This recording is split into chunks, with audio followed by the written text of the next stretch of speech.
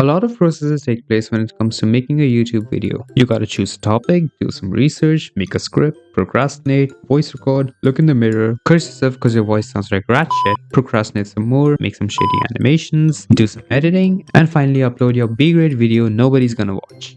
With that being said, let's talk about Transformers 1.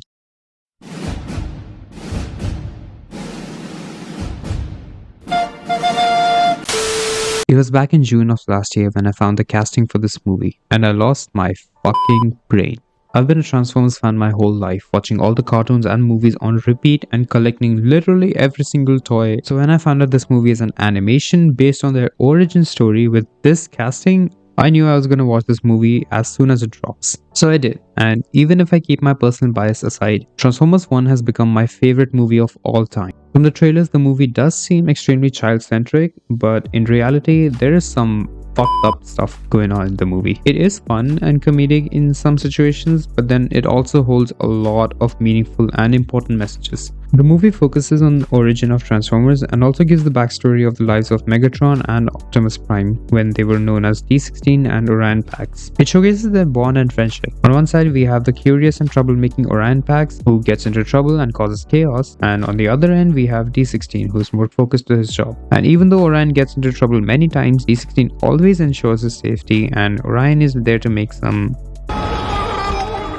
really fun memories with his friend, even if he's always against his ideas. During the movie, we see different events happening in their life that is affecting their friendship, and they start growing out of touch. And there was some fucked up stuff going on. Sentinel, yep, this guy right here, slaughtered the heroes of the planet to gain higher authority. He made a deal with the Quintessons and made the newer bots do slave labor just so he can pay off his debt. I don't even blame D for pulling a jazz on him. You want a piece of me?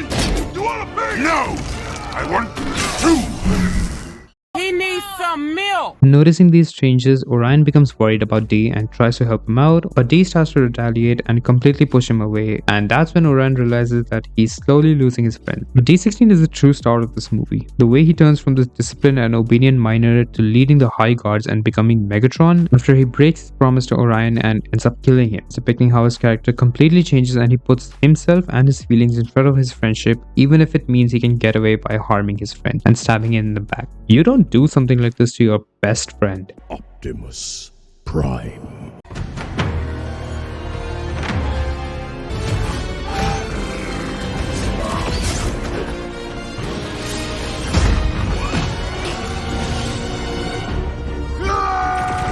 Nah, I mean, I get it. Bro got buffed by God and the first thing he does is humiliate his opponents. Obviously, he's gonna get this angry. We were given the power to change our world, and you chose to destroy it. You have betrayed Cybertron and its citizens, and you betrayed me.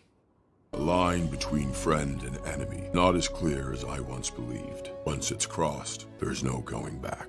The whole scene and the aftermath of the fight gives us the lesson that people around you can change during the most unexpected times, including the ones you confide in the most. And oftentimes, the ones you keep closest to you end up ultimately stabbing you in the back. This is all my personal review, but from the story to the combat and animations and all the cliffhangers, this movie has done an amazing job. Because since the last few releases, the Transformers lineup has been on a downward slope, but Transformers 1 is definitely a strong contender to be one of the best movies in the franchise. We even had the original Primes and Quintessons appear on the big screen, which is definitely a dream come true for some of us. And the animation quality of the movie was incredible to the point where it is low-key giving me anxiety. To give you some insight about me, I'm not just a gamer and animator, but I'm also an animation and VFX student, which means I am actually learning to make this stuff. So I possess a little better knowledge compared to some of you on the efforts put in this movie, and I can tell making stuff like this is not easy. Like, I have to learn how to do this. Yeah, I'm cooked. But yeah, the main point is a lot of these reasons are why so many fans are angry at Paramount for doing such a horseshit job of marketing this movie and making it appear kid-friendly through the trailers, which just ended up ruining the initial impressions for this movie. Not helped by a terrible review from the IGN. Like, did you guys even watch the fucking movie before making this video? The negative PR the movie received was really damaging, and it leads to some major consequences, like the fact that the movie failed to even nominate for some of the biggest awards out there, which it totally deserved to be in the spotlight for. And aside from losing awards and being neglected, by the time of making this video, Transformers Reactivate is already cancelled, and Hasbro has said they are no longer co-financing their movies, which is really bad considering this could lead to us potentially not getting a sequel for this movie, and who knows, this may or may not also end up affecting the G.I. Joe crossover.